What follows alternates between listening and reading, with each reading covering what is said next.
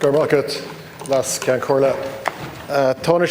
I wish to raise the critical issue of whether we are getting value for money from our infrastructural investment. As public representatives, we have a responsibility to ensure that every euro of taxpayers' money is spent wisely and delivers tangible, lasting benefits for communities across Ireland. Over the past decade, we have witnessed unprecedented levels of capital investment in public infrastructure: roads, public transport, schools, hospitals, housing and more. The National Development Plan, Project Ireland 2040 and various sectoral strategies have set ambitious targets, and the sums involved are substantial, reflecting the scale of the challenge and the opportunity before us. However, Taoiseach, there is a growing concern, both within this House and among the wider public, about the efficiency and effectiveness of this spending. We've all seen high-profile projects beset by cost overruns, delays and significant changes in scope. The National Children's Hospital, Metrolink and various school building projects have all attracted criticism for spiralling costs and protracted timelines. These are not isolated incidents, but part of a broader pattern that raises fundamental questions about project management, procurement processes and accountability within our system. In my own constituency of Dublin-Rathdown, constituents regularly raise concerns about the pace of delivery and the quality of completed projects. Whether it's transport links, school places or healthcare facilities, people want to know that the state is delivering on its promises and doing so in a way that represents real value for money. There's a palpable sense of frustration when projects are delayed or costs escalate, as it undermines public confidence in the ability of the state to deliver essential infrastructure efficiently and effectively. Taoiseach, I would like you to address the following. What specific measures are in place to ensure rigorous oversight of infrastructure projects, from initial planning through to completion? How are lessons being learned from past overruns and delays? And what concrete reforms are being implemented to prevent a repeat of these issues? Are we benchmarking our performance against international best practice? And if so, how do we compare with our peers in Europe and beyond? And most importantly, what assurances can you give to the public that we are truly maximising the return on this historic level of investment and that future projects will avoid the pitfalls we have seen to date? Ultimately, Taoiseach, this is not just about balancing the books. It's about public trust and the credibility of government. People need to see that the state can deliver high-quality infrastructure on time and within budget to improve their daily lives and support Ireland's future growth and prosperity. I urge you to provide detailed and candid assessment of where we currently stand, what is being done to address these challenges, and how we can restore and strengthen confidence in our ability to deliver value for money in public investment. Thank you. Thank you. Jonathan. Well, thanks very much, Les Corla, and I want to thank Deputy Brennan for raising this timely and important issue. I might just say at the start, and I suppose it's worth, as you rightly say, reflecting on the level of capital investment that we are now seeing. So if you look at what we've delivered together through the National Development Plan since 2019, it's 170 kilometres of new roads, including the new Ross bypass, the Dunkettle interchange, the Moycullen bypass, the N22 Macroom, the N5 Westport Turlock. We've seen active travel infrastructure throughout the country of 660 kilometres of walking infrastructure, 400 kilometres of cycling infrastructure, 220 kilometres of greenways. Almost 53,000 new local authority schemes since 2021, 110,000 premises connected to high-speed broadband as a result of the National Broadband Plan, as well as 330 premises with a connection available, the new city campus for TU Dublin in Grange Gorman. Around 800 school building projects have been completed since 2020, another 300 under construction, the new first phase of the new National Rehabilitation Hospital, new ward blocks. I make that point just to set a context because you're absolutely right. We're about to enter a new phase and we have to really put ourselves under pressure here in terms of speed, pace, value for money.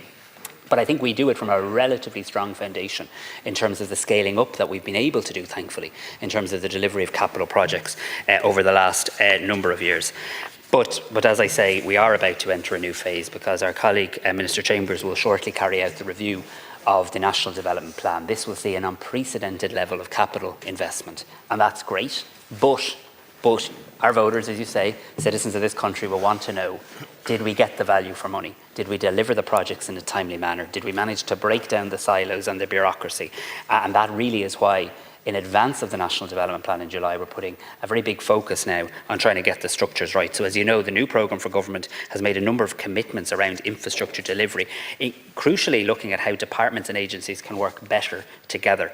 We're working with stakeholders to advise on strategic project selection, expediting delivery of project assessments, and crucially, and I think the most important thing, was the reform that's taking place in the Department of Public Expenditure and Reform. This now has a newly established infrastructure division, led by a Deputy Secretary General, staffed by a combination of experienced civil servants, but also sectoral experts, redeployed from key state agencies, including the ESB, Airgrid, Ishka Air and Transport Infrastructure Ireland, and on board Planola. So government efficiency, value for money, and that common sense approach will be a hallmark of this division within the department, and I know the Minister and the whole of government are determined in relation to that.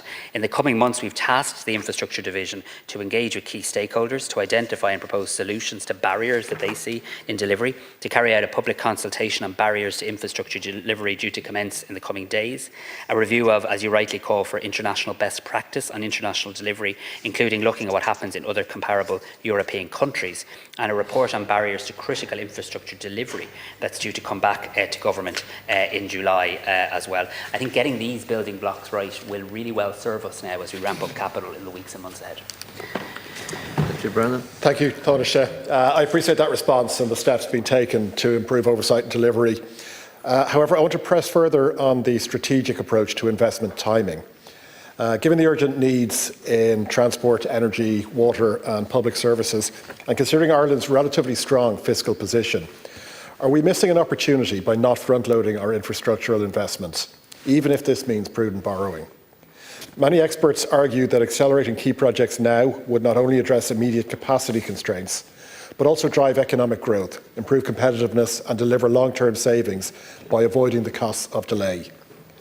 With interest rates stabilising and strong demand for public infrastructure, is it time for the government to be more ambitious and proactive in bringing forward investment rather than spreading it thinly over a longer period?